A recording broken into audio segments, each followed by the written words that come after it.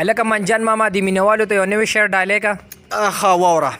ورکه پلاس ګرځه پخپو 70 75 پاوا بغبغو مړ کنه ماته پر د چوړ خلاصي بوجه سپی تختی پډران مړ خریشته خطا کنه ترړه تنگ سر د سبود وبو رخص سر د سد لوي سندان د پشپک په شیرزان د سر دون خط پکړ کې زور دنيشته پلاکې کې اړنګ دوړنګ سپاره ټنګ وچنه بوچنه چوړي شرنګ الک نه چینار دی جنې د ګلو ونه.